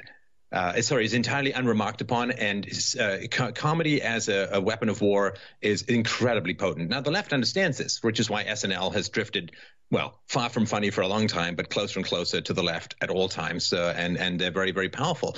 Comedians understand this very well, political comedians. If you can laugh at someone, their power as an enemy is kind of destroyed. I mean, the famous image of the lefty wedgie that has come recently out of this is very, very powerful. And it is really, really tough to be scared of or take seriously people who can be literally, in this case, the butt of jokes. So, yeah, meme warfare is something entirely unappreciated or underappreciated because we have this giant military industrial complex, and it doesn't take much pay. In fact, they'll do it for free for the genius comedy of the internet to delegitimize an entire movement. And so, yeah, if you get these memes, if you know these memes, share them, create them.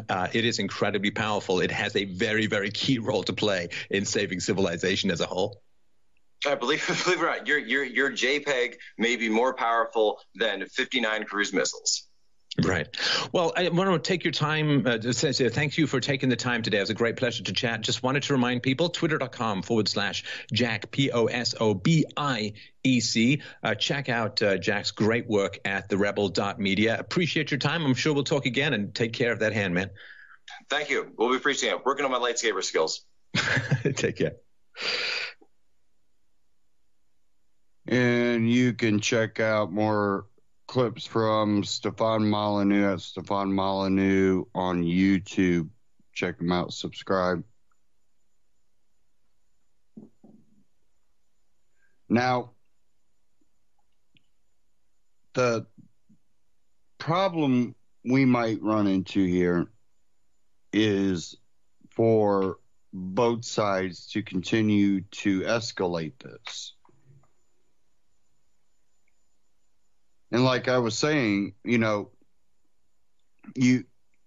allow this to get escalated, and it becomes one of those things where constitutional rights start getting, put down by martial law. They decide, hey, you know what? This is out of control. Let's suspend the Constitution and implement martial law. Now, I'm not trying to be a fear monger, say, hey, martial law is coming. What I'm saying is you're laying groundwork for martial law. And politically, groundwork has been laid for a long time. And I've talked about that in the past, and people are like, oh, you're trying to fear monger. No, I'm saying they're laying groundwork that makes it easier and easier for them to declare martial law. Now you bring Antifa that now wants combat training and weapons, and you also have, the Trump supporters or the right or alt-right or far right, whoever you want to call them. They called us the libertarians the far right for so long, but now they're calling, oh, these are fascists over here. I don't know who, each individual is and what they believe. I know there's a lot of Trump supporters out there that are not anywhere near fascists. They're not socialists. They're not communists.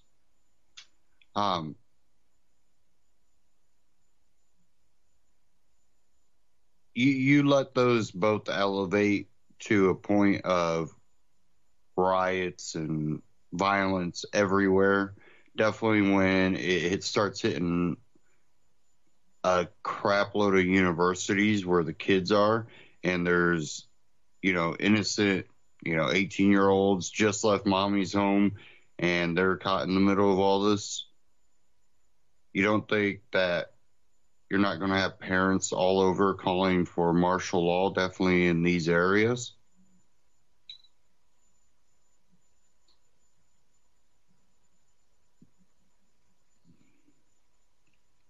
it's one of those deals, watch what you ask for. These lessons, these were lessons that were taught to a lot of us that are older. The whole genie in the bottle.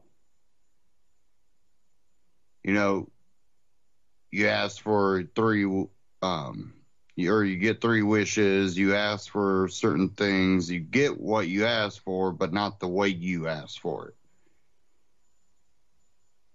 And you don't like the result. And that's basically what's happening. So again, watch for this stuff to escalate.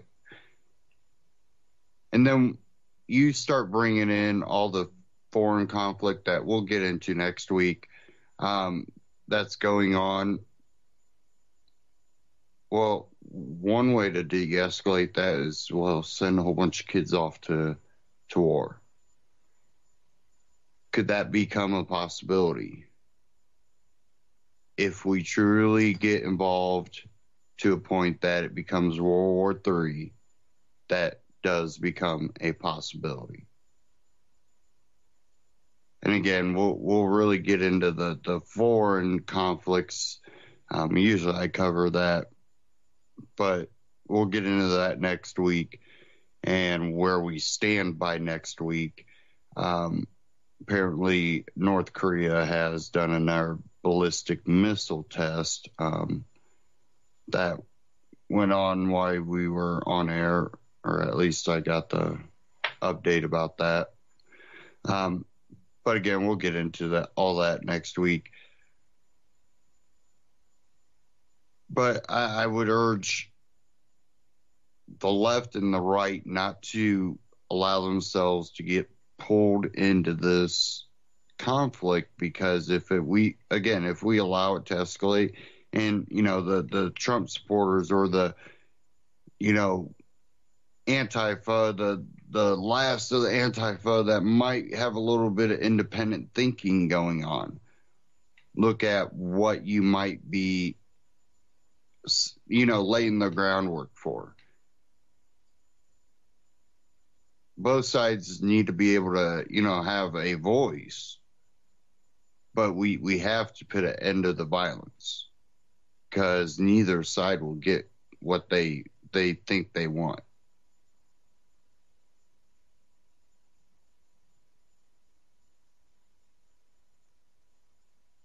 Beware whenever you attempt to,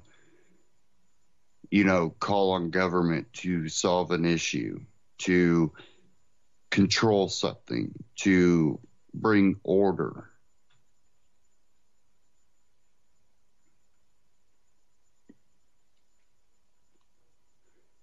Because if anybody followed a lot of that Berkeley protest, we watched as law enforcement stood off to the side and allowed the violence to erupt. We really should ask why. A lot harder. Mainstream media should have already asked why. I want to thank everybody for tuning in tonight. Stay tuned here to UCY.TV. Great broadcast coming up after this. And don't forget to go to UCY.TV. Scroll down the bottom, click the Amazon button, shop Amazon through UCY.TV. You get the same great price, the same great shipping rate. And at the same time, UCY gets a little kickback to help cover operating costs on their end. And don't forget to go to antityrannynews.com/metal. Check out Amagi Metals. My choice for gold and silver. Great price and same great deal. And we get a little kickback to help cover our operating costs on our end. And again, thank you all for tuning in tonight. Again, next week, I really want to get into the foreign, conflicts that we're in and where we stand to a possible World War III. Not saying that it will happen, saying what all would have to play out for this to grow into something like that. North Korea plays a integral part in that. So we really have to beware of what steps we take. Stay tuned.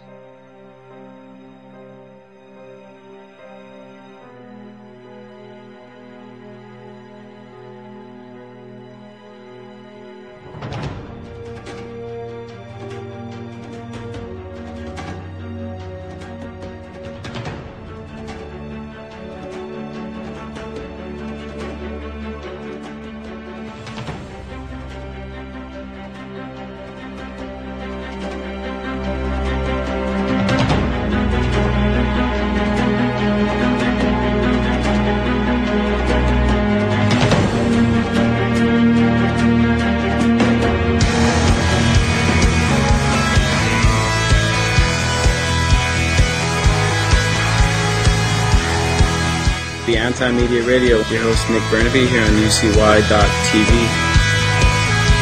Spanning your radios, coast to coast and all around the